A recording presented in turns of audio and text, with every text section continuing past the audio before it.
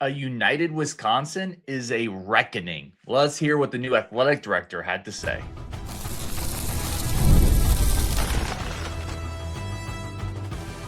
You are Locked On Badgers, your daily podcast on the Wisconsin Badgers. Part of the Locked On Podcast Network, your team every day. What is going on, Badger fans? Welcome to Locked On Badgers, your team every single day, part of the Locked On Podcast Network, the number one sports podcast network, and I am your host, Ryan Herrings. Today's episode, is there an impact freshman coming down the pike? Is this a tougher schedule than we expect? We have some of your hot takes and biggest concerns. But first, Shawn Eichhorst, the new Wisconsin Badgers athletic director, went on Tausch and Wild on ESPN Milwaukee. Had some things to say. I thought really good initial salvo from the new athletic director. He won the opening press conference, and which, by the way, the opening press conference is still coming. Okay, but this is like his first opportunity to sit down, ESPN Milwaukee, and kind of talk to the masses.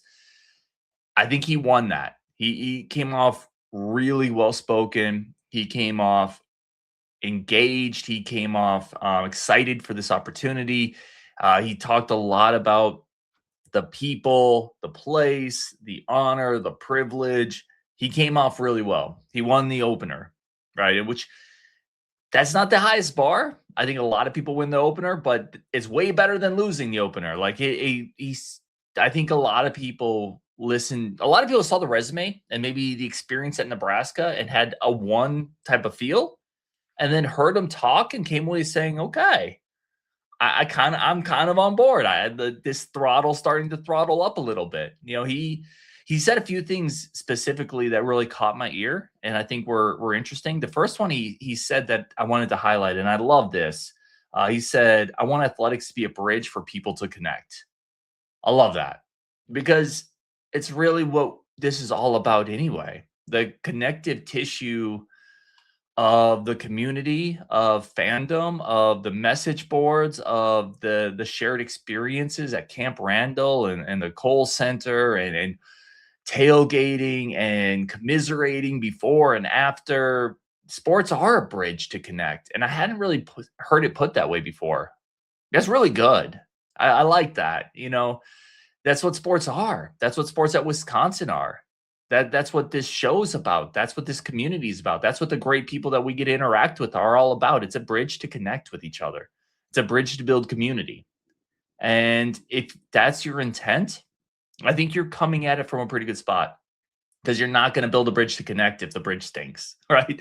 Like if you're trying to build a bridge to connect for people, then you have to have a good product. You have to put something out there that makes sense. And I like that he's coming to it from that angle.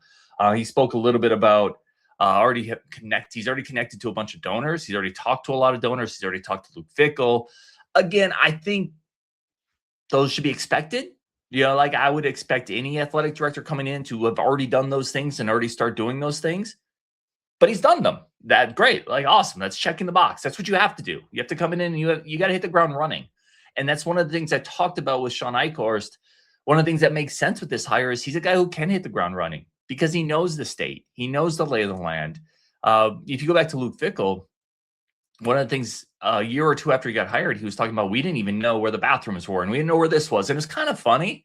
It's like, we didn't even know where the bathrooms were, but now we're here, we're settled. But it's also kind of a stark reminder of it takes a while to settle into a situation, to understand the lay of the land and the culture and where you have to go and how you can be successful. And the little nuances you only discover over time by talking to people and being a good steward of the culture. You know, Eichhorst already knows those things.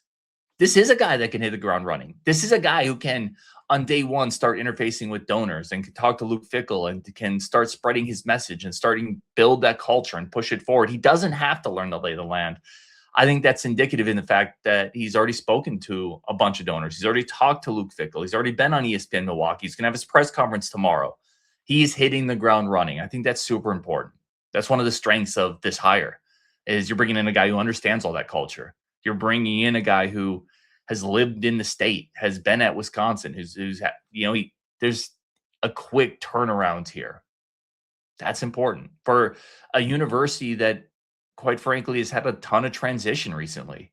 A relatively new football coach, a new women's basketball coach, a relatively new men's hockey coach, a bunch of facilities being built, a new athletic director, a new chancellor, a bunch of new things happening at the university. Having a guy who can come in and be a stabilizer, the rudder on a ship, just to keep it moving forward amidst some turbulent times, that's a big deal.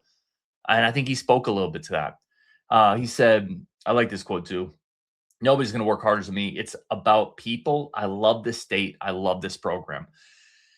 And a lot of times that kind of talk feels a little lip servicey. When someone gets a new job, of course they love the state and they love the people. But I think it comes across pretty sincere with him. He is from this place. He's from this state. He was at Wisconsin. He's Barry Alvarez's right-hand man. I think all those things ring kind of true with him. I don't think it's just lip service. I think he wants to be here. I think it's important to him. This is the type of job that could be his last. This could be his resume builder. This could be his legacy job. I think it's gearing up to be that way, right? He's at the point of his career where if this doesn't work, he's not going to get another bite at the apple. This is his legacy job in a place where he wants to be, at a place he's already been. All that stuff matters. I think it, I had somebody ask me if I've come around on this. I wouldn't say I was ever down on it. Like I had questions, but have I come around a little bit more? Yeah, I think so. I would caution again, it's the honeymoon phase. Most people win the honeymoon phase. Most people do really well expressing how excited they are in the first week. The litmus test is going to be what this looks like 6 months down the road, a year down the road, 2 years down the road, when he has to make his first big coaching decision. Those are going to be the litmus tests where we see really what kind of leader he is and where he's able to guide Wisconsin. What is fundraising going to look like over the next 18 months, 24 months?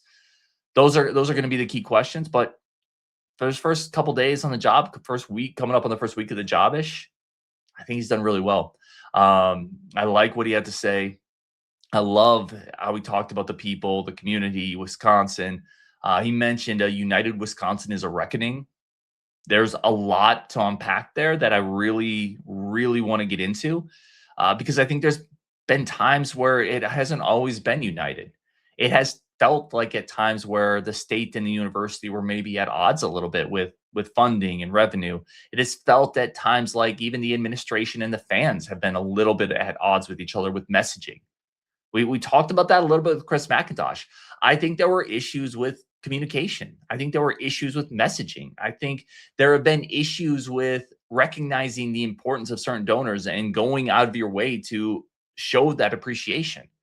All those things, they lead to a not united Wisconsin. If he's coming in and his goal is to unite Wisconsin because a united Wisconsin is a reckoning, I think that's powerful stuff, man. I think that's good. That's what he should be saying, and that's what he should be trying to do. Again, connecting to the donors, speaking to Luke Fickell, trying to bring all of Wisconsin from the state representatives all the way down through the fan base, bring it together as much as possible. You'll never be perfect at that, but I think those are all really strong, ambitious, and worthwhile goals. And you got to wonder how much of that comes from his time at Texas. How much did he learn at the preeminent athletic department in the country? You can't help but just through osmosis take something from there. Go put an artist in a French museum for 6 years, pull him out of there and see how much he's grown. Go put a chef next to Gordon Ramsay for 6 years, see how much he's grown. Go put Ryan next to a real podcaster for 6 years, pull him out of there, see how much he grows, right? Like, you can't help but take a little bit out of that. So listen, I'm not here to tell you it's a home run because I still have questions. But I'm here to tell you, I like the start of it. I think he won the opening press conference. Well, the opening press conference is still officially tomorrow, but I think he came across really well on the podcast, the ESPN Milwaukee interview today. I'm excited to see what he says at the official press conference tomorrow. We'll definitely talk about that. But a good start for new Wisconsin Badgers athletic director Shawn Eichhorst. Excited to see what comes next. All right, we're going to take a second here. We're going to come back and talk about, is this schedule is it actually a lot tougher than we're giving it credit for? That's next on Locked On Badgers. First, a quick second for our friends of the show over at Indeed. And we have workplace chaos. We have all sorts of stuff going on in the workplace. We have deadlines. We have clients we have to help. We have jobs we're trying to finish. And on top of that, we have to actually try to then go hire somebody. We have to take time out of our day and try to find the right person with the right skills, certifications, and location. It's tough. Spend less time searching and more time getting the right fit with our tremendous friends over at Indeed. People are finding quality hires right now on Indeed. And the minute I've been talking to you, companies like yours have made 27 hires on Indeed, according to Indeed data worldwide. And it's really about finding the right person, finding the right fit. There's a lot of great people out there, but not all great people are great fits. We've seen that in athletics too. You bring in a really talented player, and maybe for whatever reason, it just doesn't fit. It doesn't work out. It's the wrong culture. It's the wrong context. It's not the right philosophy. You got to find the right person, but also the right fit. And that's really where Indeed helps you get down to that needle in the haystack, that perfect fit to push your business forward. It's something I've used both on both sides of it. I've used it to help find a job, and I've used it to help hire. Spend less time searching, more time interviewing candidates who check all your boxes, less stress, less time, more results. We need the right person to cut through the chaos. This is a job for Indeed sponsored jobs. Listeners of the show get a $75 credit to get your job the premium status it deserves at Indeed.com/podcast. Just go to Indeed.com/podcast right now. Support our show by saying you heard about Indeed on this podcast. Indeed.com/podcast. Terms and conditions to apply. Need to hire? This is a job for Indeed sponsored jobs. Also want to take a second to say thank you to everybody in the community. Thank you for being here. Thank you for making this one of your first listens every day. I posed an interesting question the other day on our Discord. Actually, it was today on our Discord. If you're not on our Discord, by the way, come chat, come hang out. It's free. And there's a bunch of good people there talking Badgers. I posted a good question on the Discord. What's the take that you might regret in 6 months? And I mentioned this on my show yesterday. My take is the offensive line. I'm really high on it. I think it's going to be good this year. That's a take I could see myself regretting in 6 months. If Kevin Haywood's not ready, if PJ Wilkins isn't a left tackle, there could be real issues there. So I asked everybody else, what's the one take you're pretty high on that you think you might end up regretting? Let's go this one here. We got a bunch of them, by the way. Let me pull up this one from White Marlin, good friend of the show. He said, my prediction is that this is a 7-win team and the schedule is harder than it appears now that everyone is in the Big Ten is spending money. So that's his take that he thinks he might regret. But I want to zoom in on the second part of this, White Marlin. The schedule is harder than it appears. So we've spent a lot of time, I think a ton of time lamenting last year's schedule, like the landmines. It was like, I mean, not to throw military context on a sporting event because those are two very different things, but last year's schedule is like trying to bomb Berlin in 1943 before you had P-51s flying fighter escort. Like you were just getting chopped up. This year's schedule, you got P-51s. You might be able to make the round trip. I think it's a really good point, though, that White Marlin's making. I apologize if people don't get the military analogy. I'm so sorry. I think it's a really good point that White Marlin's making, though. You look at this schedule, and it's easy in the context of this is about as easy as you're going to get in the Big Ten going forward. That doesn't make it easy. Right? You still play Iowa, a team that has ramshackled you the last couple of years. You got Notre Dame to kick off the season, and it's a quasi home game in Lambeau. There's going to be a ton of Notre Dame fans there, and that's one of the best teams in the country. That's tough. You got to go to UCLA, and people are going to say, well, it's UCLA. I don't know, man. New coaching staff from JMU. Where has that worked recently? It's worked in the Big Ten. You know, they still have a guy named Nico at quarterback, who at one point in time was one of the top quarterback recruits in the country. He's got a tremendous arm. He hasn't really figured it out, but there's a chance it clicks with him. And then that road trip to the West Coast is tough. You got USC coming in. That's always going to be a really talented team. You got to play Minnesota, who has had your number recently. You can definitely look at some of these schools and say, okay, I can see where several of these schools give you trouble. Penn State on the road, new coaching staff. I get it. That's going to be a talented roster. Would it shock you if you lost to Iowa? Absolutely not. Would it shock you? Would it shock you if you lost to UCLA on the road? I don't think so. Would it shock you if you lost to Penn State on the road? I don't think so. No, for sure not. Right? Would it shock you if USC came in and beat you? I don't think that'd be a shock. Heck, Michigan State's not going to be. We'll see. But Pat Fitzgerald in the past has shown he can build a solid team in the Big Ten. Yeah, I think it's a good point. I think the schedule is a little harder than a lot of people are making it out to be, and that's unfortunate. Sorry, I just saw, when I said unfortunate, I just saw Belgium score up above me. I think they just went up 3-1. Doggone it. All right, let's keep going there. We got a bunch more football content to get into. A bunch more of these just really fun takes that you're going to regret. Badger Football Has a Pulse gave me one that I'm going to regret. He said Wilkins is going to be a stud left tackle and Foxwell is going to be an all Big Ten point guard. So I've been on record as saying I'm not I want to be sold on PJ Wilkins at left tackle. I promise you I want to be. And if I'm wrong, nobody will be happier than me. If he's a stud left tackle, I will launch the fireworks and take my mea culpas. So, yeah, that might be a take I regret. And then Foxwell going to be an all Big Ten guard. Dude, there's so many good guards in the Big Ten. This is, again, where the runaway Foxwell hype, I think, has just reached fever pitch. I don't know if I see an all Big Ten point guard in Owen Foxwell. I think he's a really solid player. I think Foxwell's going to be a really solid piece. I don't dislike Owen Foxwell. All Big Ten point guard is really tough for me to get behind. Eiler said the take he might regret is that he has bought in mentally, emotionally, and financially. Yeah, so he's all bought back in on this, and he thinks it might be fool's gold. I just think the depth on this team is at a point where I feel much better about it. Quarterback is more insulated. The schedule, despite us just saying it's not as easy as people make it out to be, but despite that, the schedule is a lot easier than it has been the last year. I think you're going to be okay, Ryan Eilers. I think you're going to be okay. Adam says the take that he might regret is he thinks Cash Brock is this year's Posa. I've had a couple. So this is interesting. Cash Brock, the freshman receiver coming in, bigger-bodied kid. I've had a couple people talk to me about how high they kind of are in Cash Brock, almost randomly.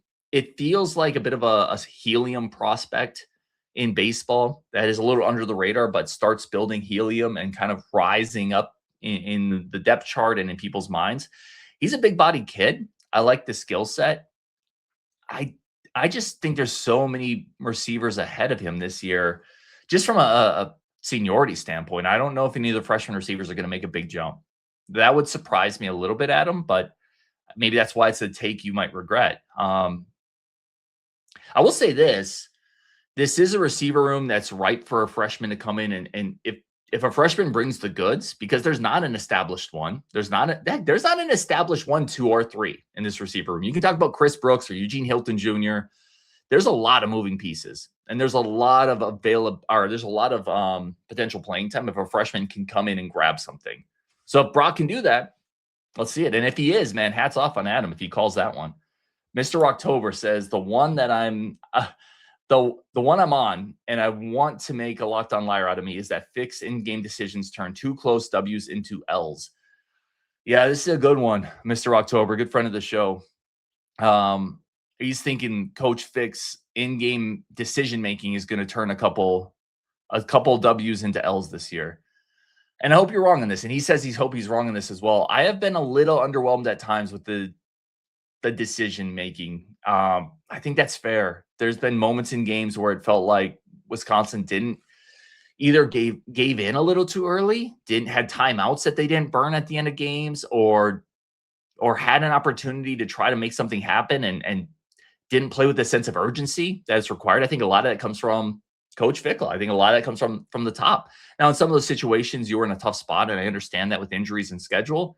But he does, I think, have to take a bit of a step, being a little more aggressive in game.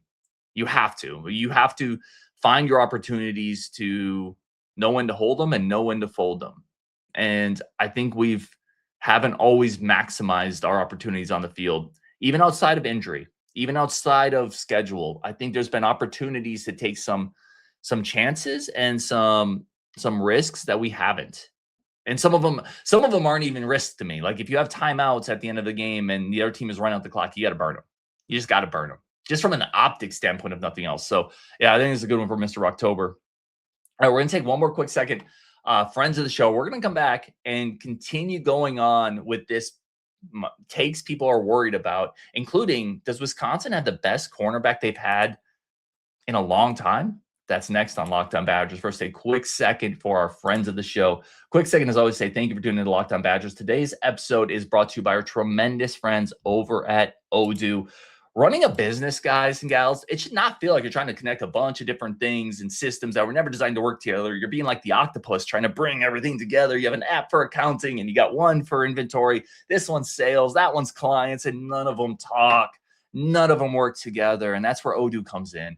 Odoo is your all-in-one business management software that brings every part of your business together in one powerful platform. From sales to accounting, inventory to marketing, everything works in one place, helping your team move faster, stay organized, focus on growing the business instead of managing software.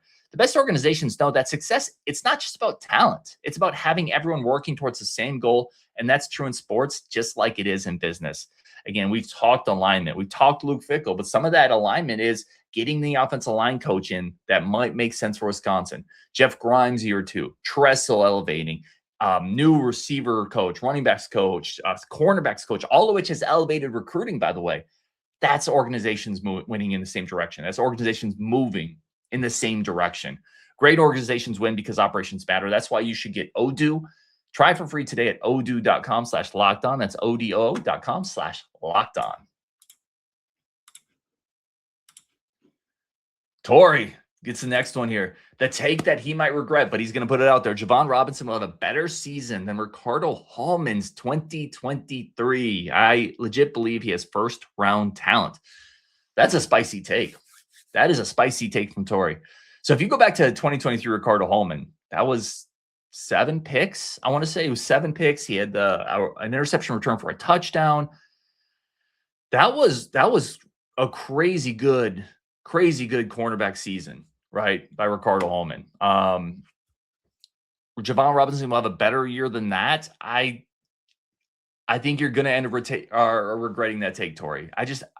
7 picks as a cornerback is insane. That is an unbelievable season. And there was a reason coming into the next year, there were SEC schools snooping around on Ricardo. There was talk maybe go to the NFL, all that stuff. He was tremendous in 2023. Now, the next 2 years, I don't know. I don't know what happened to Rico, man. But yeah, I don't think Javon Robinson's going to have a better season than Hallman 23, although I love the take. And I believe he has legit first-round talent on Javon Robinson. Maybe, he's got a big build. He's a great tackler. I've heard he's, just some of the speed times I've heard with Javon Robinson. If he's running what I'm kind of hearing he's running, he's going to check the physical box. But now the question is, guys, cornerbacks that have first-round talent usually aren't in college by the time they're redshirt seniors. They're just usually not still here. So whether it's a technique thing, maybe he doesn't trust his eyes. Maybe he trusts his eyes too much. There's something that has kept him from being able to take that next step and capitalize on his physical skill set. We'll see if that unlocks at Wisconsin. From a physicality standpoint, he's big, he's fast, he's strong, he's an excellent tackler. I think the ball skills could be a little better, but I think there's a lot to work with there. I would probably pass on both these takes, Tori, but we'll see. Treg says Eric Fletcher, the best cornerback we've landed in the portal era, and Bates will be a starting safety for the year is out. That's Treg's take that he thinks he may regret. Fletcher's another one, man. We just talked about Robinson. Fletcher can run. He's long. That's another one that could be really, really intriguing for the Badgers. Best cornerback we landed in the portal era. Yeah, I mean, okay, so let's be fair. There hasn't been a lot of great ones. So that's not the highest bar. You could go back to, yeah, he could be. Again, it's not the highest bar. And then Kai Bates will be a starting safety before the year is out. I don't think so. I think they're going to want to make sure he can't be a corner with a guy like Kai Bates. I think they're going to do the same with Mekhi Williams, by the way. You want to make sure a guy with those type of physical skills and that type of ability and size can't play corner. So I think you may see Kai Bates tried at corner this year, and if it doesn't work, he's a safety next year. I also don't think they need a starting safety this year. I think Kairos Gaines is going to be good for you. You have Matt Young, who's taking a step up. You have Marvin Burks. I know they like what they've seen from Van Dinter, the Iowa State transfer. I think there's more bodies at safety, which is why they'll leave him at corner. Just my take. Mr. October says, I'll regret not finding out when the meetup game is with enough time to make arrangements to come up for it. So this is a good point, Mr. October. I have to get details on when we're going to do our Locked On Badgers football meetup this year. We're thinking maybe the Michigan State game. That would be awesome. But yes, you have to make it out, dude. We will do our best to get details and thoughts and agendas out there. But it's always a ton of fun. I'm going to try to do a few different things this year to just a couple goals I have just to take you beyond the hood this year for this year's Locked On meetup.